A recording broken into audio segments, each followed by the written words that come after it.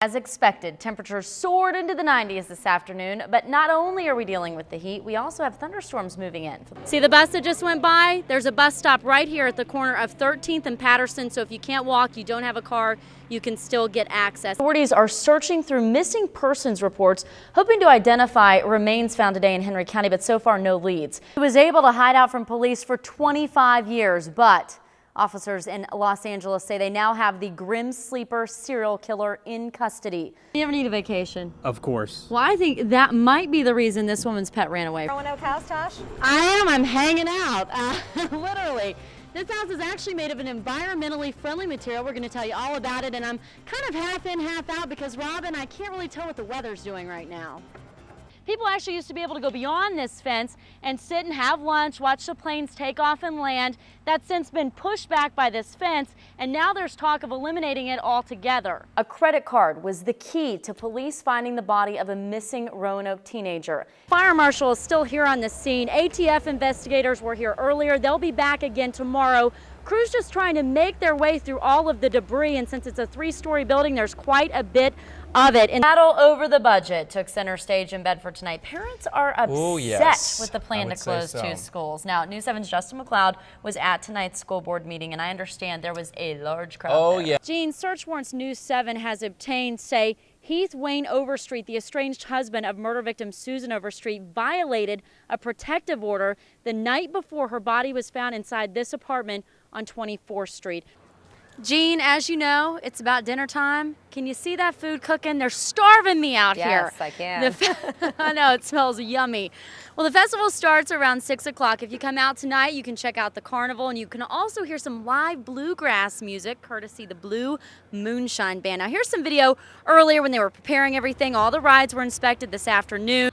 Adults, you've got lots of thrill-seeking rides out here with drops and high speeds, and of course the children have all the kiddie rides they could want.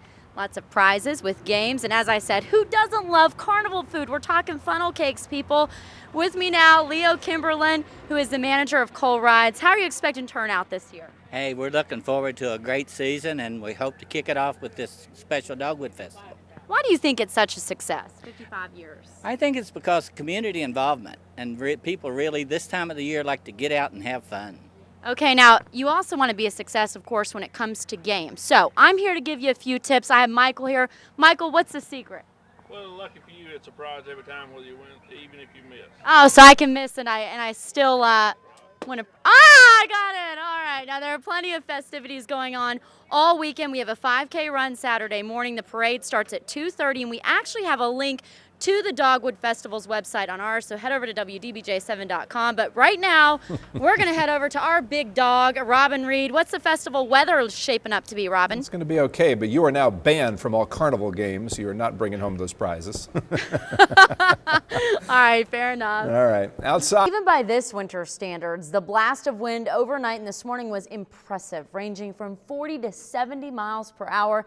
It's actually surprising there weren't more reports of damage other than a few trees and a few downed power lines. Many in Bedford are breathing a sigh of relief knowing convicted murderer Jens Soering will stay behind bars here in Virginia.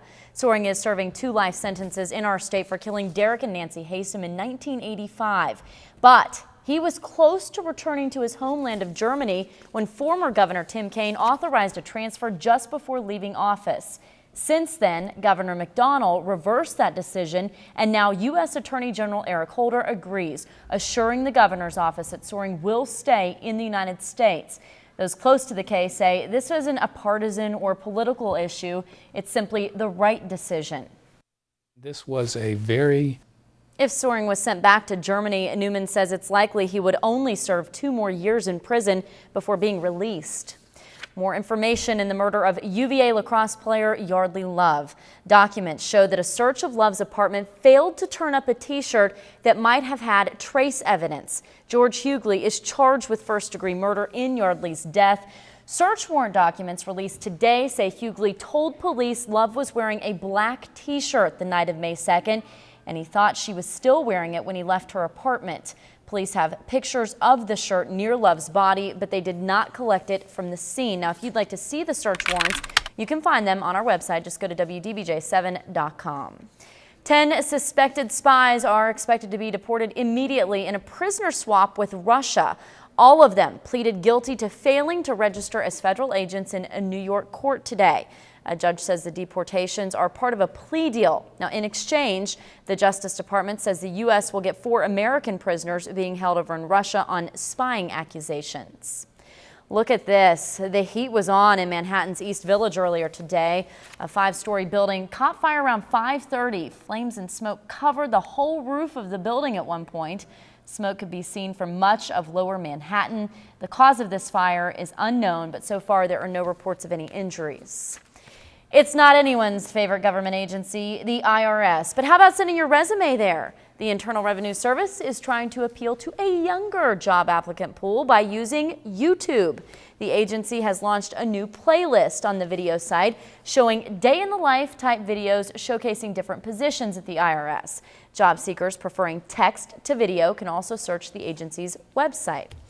2 women attacked while walking back to their cars after going to a concert last night at the Roanoke Civic Center. Today, one's still in shock, the other is angry and wants everyone to hear her story. But both women have asked us not to use their names.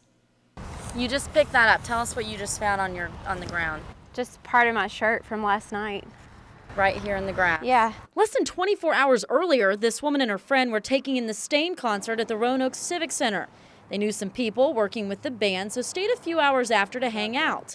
At around 1 o'clock in the morning, they were walking back to their car parked in this lot when a man ran up behind them. He grabbed my friend like this, and he pushed her and was dragging her over, and I was just kind of in shock. I thought he was joking at first.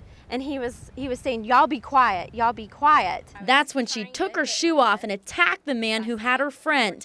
He punched her once, fist to the face, but she went back again. And that's when the attacker switched victims, letting her friend go and instead taking her. He ripped my clothes off and was trying to get me down on the ground. And he was punching me. I don't know if he was trying to knock me out or what, but I was still screaming. As she was trying to defend herself from her attacker, her friend sprinted up Rutherford Avenue to the intersection right here at Williamson Road in front of the Civic Center, flagged down a car, they did a U-turn and went back down the street, and the headlights are what scared the attacker away. To the couple that stopped their car, she says she'll be forever grateful. Thank you.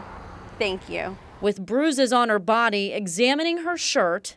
Completely ripped. I can't even tell you how it went. She has only one thing to say to her attacker. Don't expect a girl just to back down. I think he was thinking I would just run away and leave my friend there, and there was no way I was going to let him do anything to her. Police confirm a report was filed, but a suspect has not been arrested. The women describe him as a light-skinned black man in his late 20s, early 30s, wearing a green shirt and jeans. Well, if you notice, I collect hats.